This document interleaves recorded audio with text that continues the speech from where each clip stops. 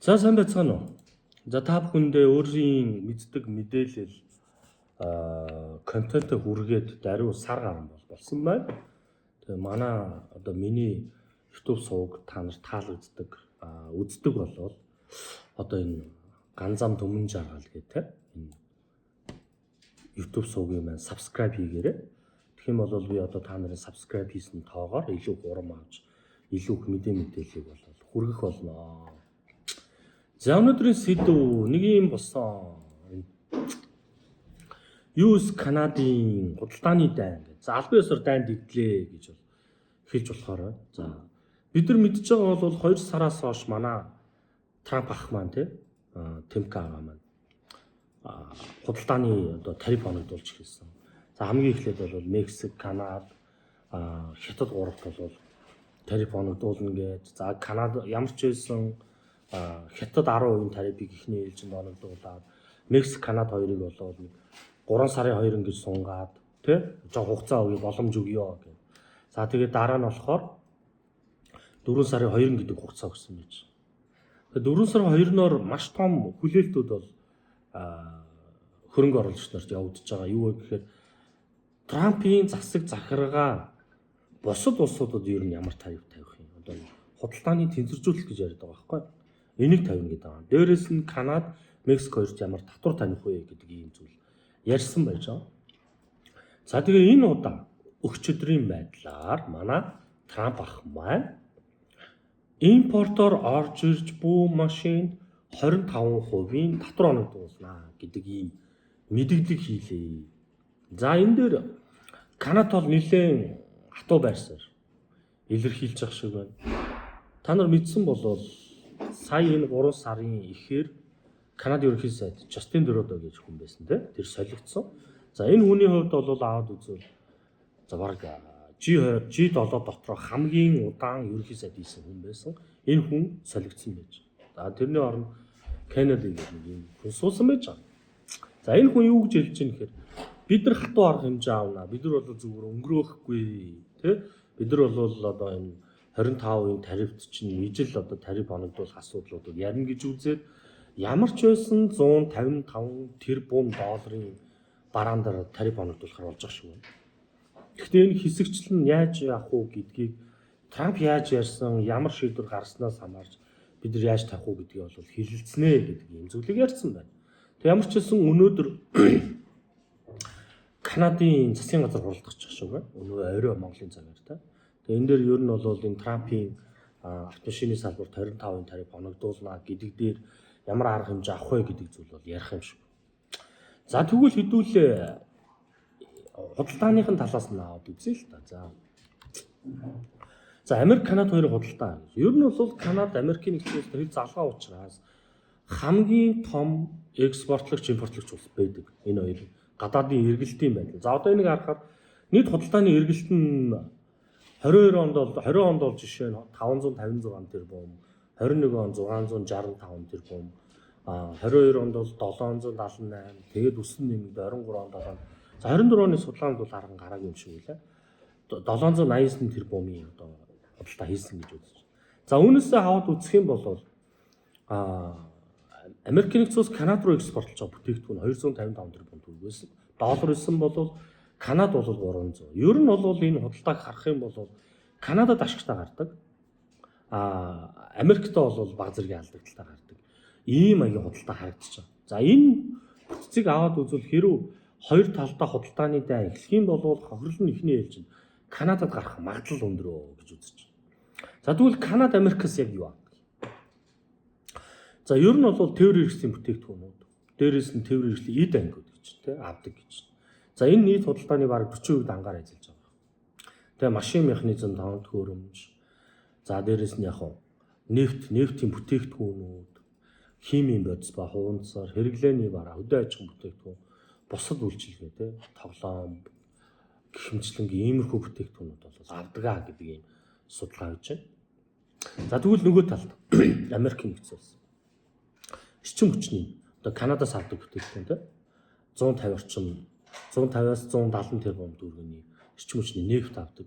За ер нь бол та нар мэдэх бол Америкийн нэгдсэн улс бол дэлхий дээрх эрчим хүчээ нефтээс гаргадаг хамгийн том улс гэж нэг. Хамгийн том олборлогч улс, хамгийн том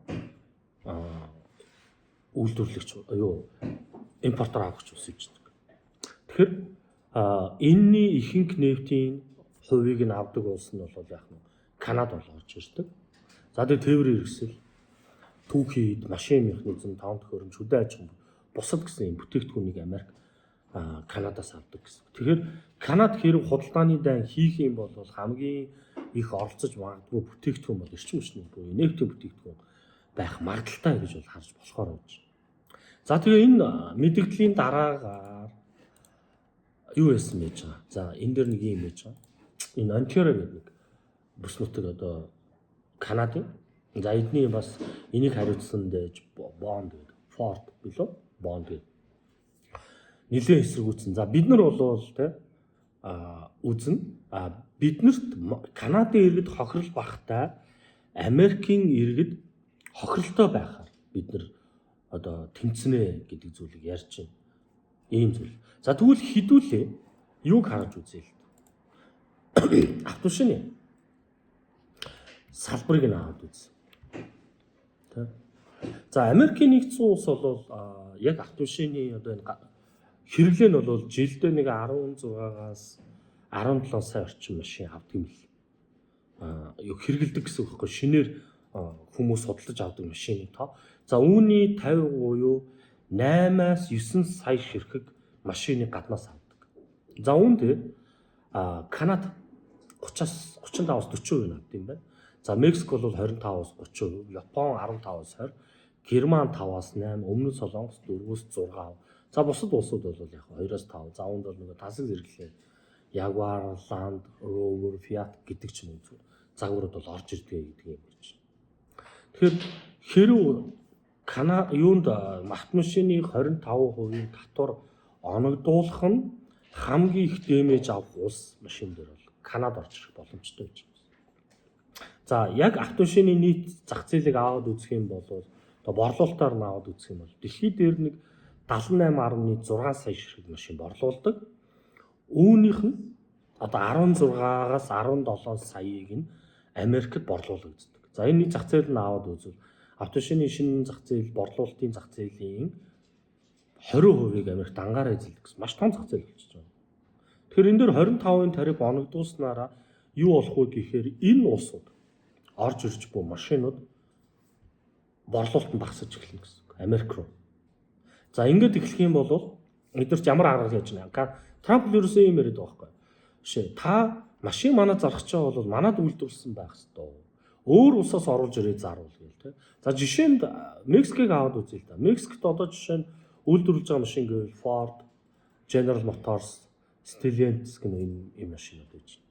Тэгэхээр энэ машинуудыг яагаад Мексикт үйлдвэрлэв? Эдгээр дандаа Америк үйлдвэрлэв. Тэгээ яадаг вэ гэхээр нөгөө Мексикт бол ажил хүч их байна, бага зардалтай байж байна. Тэгээ Мексикт үйлдвэрээ байхаар өртөг багтаа машин үйлдвэрлээд энийг Америкт зардаг байсан. Тэгэх юм бол энд одоо Ford, General Motors ямар шалгалт үзүүлж байгаа гэхээр машин Америкт үйлдвэрлэе гэдэг шаардлагыг тавьж гэнэ гэсэн үг байхгүй. Хэрэв ийм болох юм бол нэг талдаа одоо юу гэдэг барууны машин Канадаас орж ирж байгаа машинуудыг ингээд нөгөө шахаж байгаа юм шиг боловч нөгөө талдаа Америкийнхаа машинуудынхаа өртгийг өсгөх гэж байна гэсэн үг. За энэний нөлөө нь юу гарах вэ гэхээр ямар ч хэлсэн энэ шийдвэр нэгтгэс хэрэгжих байх. 25% тариф оногдвол. Тэгэх юм бол автомашины үн өсөж эхэлнэ гэсэн үг. Ялангуяа Америкийн машинуудын үйлдвэрлэлийн зардал өсөж эхэлнэ. Нөгөө талдаа биднэрт боломж байгаа нь Японы машины борлуулалт Америк руу буурч эхлэх юм бол яг манад машины үн буурах бас боломж иж магадгүй гэж харж байна. За ингээд албан ёсоор худалдааны дайн дэгдсэнтэй холбоотойгоор юунд нөлөөлж болох вэ? За одоо энэ нэг хослол байж байна те. Бид нар энэ дээр бол нэг тийм арилжаа хийдэг үл дээ. Одоо энэ USD Канада гэдэг хослол. Яагаад гэхээр Канада болон Америкийн эдийн засаг бие биенээс хамааралтай учраас энэний хөдөлгөөн маш бага байдаг бол одоо энэ дээр маш том нөлөө орж ирнэ. За ямар ч байсан энэ худалдааны дайн эхлээд ганц одоо юу гэдэг Канада Америк байлдвал энэ Канадад бол нэлээд сөрөг нөлөөлж Канада бол нэлээс болох магадлал орж ирнэ. Нэг энүүн дээр давхарлаад Мексикууд, Европууд, Хятадууд энэ худалдааны дайн дээр ингээд эсрэг талын тарифыг оногдуулаад эхлэх юм бол энэ нь ам долларт сөрөг нөлөөлж эхлэх ийм хандлага бол ажиглагдана гэсэн. Нэг. За дараагийн нөлөөлж болох бүтээгдэхүүн. За энэ бол юунаас хамаарах вэ гэхээр Канадын шийдвэрээс хамаарах чинь л да. Яг тэгэхээр Канад ер нь бол Америк руу түүхийн нефтийг аягүй явуулдаг та. Тэгэхээр түүхийн нефт дээр эдгээр хориг тавиад ерөнхийдөө бол нийлүүлэлтэд бууруулах юм бол энэ газрын тосны үн маш өндөр өсөх боломжтой. Ер нь ингээд суур талаасаа аваад үзэхээр Канадын асуудал, за дээрэс нь тэр Венесуелийн асуудал гэдэг ингээд яригдж байгаа 25% татварууд бол бүгдээрээ газрын тосны үнийг өсгөх юм шийдвэрүүд явж байна. Тэгвэл одоо энэ жилийн төсвийн одоо юу гэдэг газрын тосны үнийн хөөрөгдөл бол ойролцоогоор $80-90 руу очих гэмгүй ийм зүйл бол харагдаж байна. За тэгээд бид нар үргэлжлүүлээ дараа нь Канадын худалдааны тариф юу болох нь вэ? Мексик ямар хариу өгөх нь вэ? 4 сарын 2-нд яаж нөлөөлөх нь вэ гэдэг хэдүүлээ шат дараатаар мэдээлэл хүрэх болно.